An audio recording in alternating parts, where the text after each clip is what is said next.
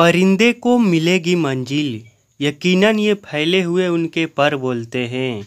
और अक्सर वो लोग खामोश रहते हैं ज़माने में जिनके हुनर बोलते हैं।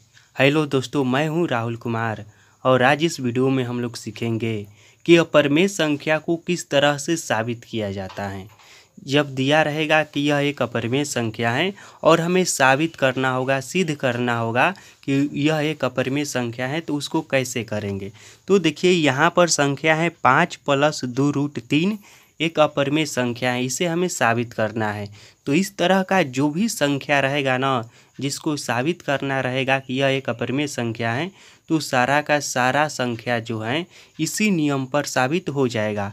तो इसलिए इसको अंत तक और ध्यान से ज़रूर देखिएगा। और हाँ, यह 10 क्लास के लिए बहुत ही महत्वपूर्ण प्रश्न है, क्योंकि इससे अधिकांश बार एग्जाम में प्रश्न पूछता है। तो देखिए इसको साबित करने के लिए क्या किया जाता है।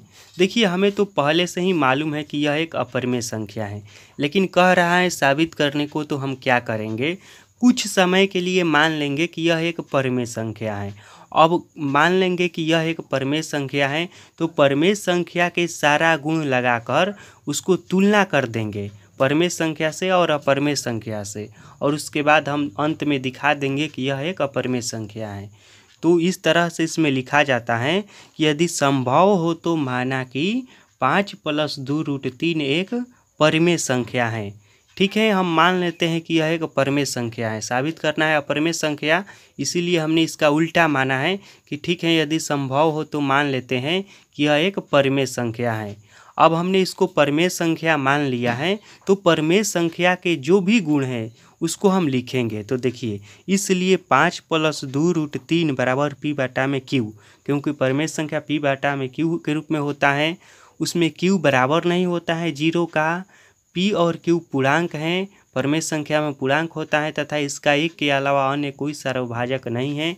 यानी कि परिमेय संख्या जो होता है वो केवल एक ही संख्या से कटता है, उसके अलावा किसी संख्या से नहीं कटता है पूरा। अब देखिए क्या करना है, यह जो दिया हुआ है ना, उसको ज्यों कहते हैं यहाँ पर हमें उतार देना है और बराबर देखिए p/q लिख देना है। उसके बाद देखिए क्या करना है, उसके बाद इसके साथ रूट है ना, यानी कि यह अपरिमेय संख्या है, तो इसको इधर ही रहने देना है और बराबर के उस पर 5 को भेज देना है। और इसके साथ प्लस का चिन्ह है और उस पर जाएगा तो माइनस का चिन्ह हो जाएगा।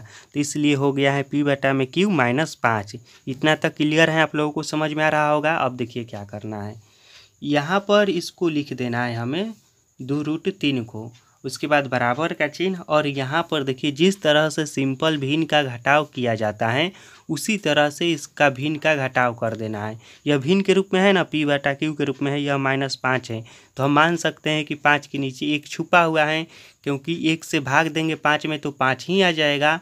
तो जब हम q का और 1 का लघुत्तम लेंगे तो q ही आएगा, तो इसलिए लघुत्तम हमने ले लिया है तो q आया है।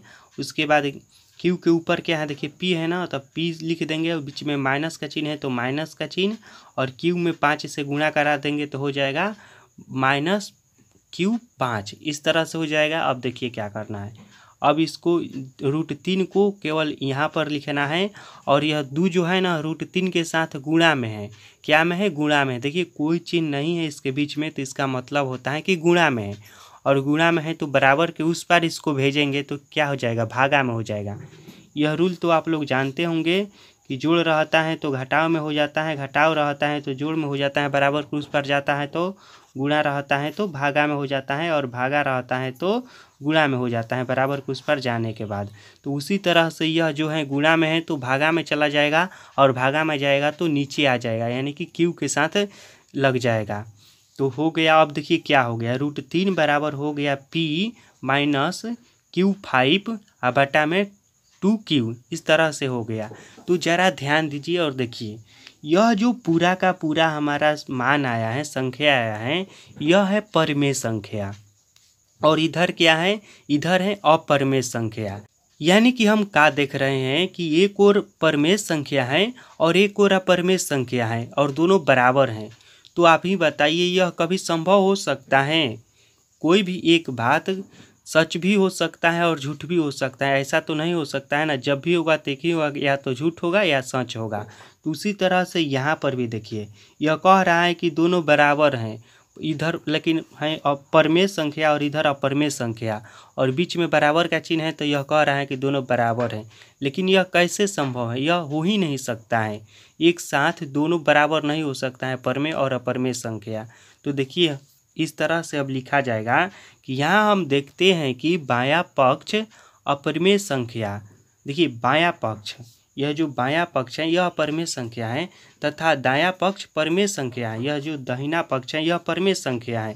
अतः हमारी मान्यता गलत है, यानी कि जो हम माने थे यहाँ पर, यदि संभव हो तो माना कि 5 + 2√3 एक परमेय संख्या है, तो वही बात यहाँ पर कहा जा रहा है कि अतः हमारी मान्यता गलत है, इसलिए 5 + 2√3 एक अपरमेय संख्या है। तो इस तरह से अपरमेय संख्या को साबित किया जाता है। मैं यह आशा करता हूँ कि आप सभी लोगों को अपरमेय संख्या को साबित करना अच्छे से आ गया होगा। अगर यह वीडियो आपको अच्छा लगा होगा तो वीडियो को लाइक कीजिए और इस वीडियो के बारे में अपना कमेंट हमें ज़रूर बताइएगा। और हाँ, यदि चैनल पर नए हैं, यदि आपका मन करे हमसे पढ़ने को, तो चैनल को सब्सक्राइब कर लीजिएगा और सब्सक्राइब करके बेल आइकन को ज़रूर प्रेस करिएगा, ताकि आने वाले वीडियो सबसे पहले आप तक पहुँचे।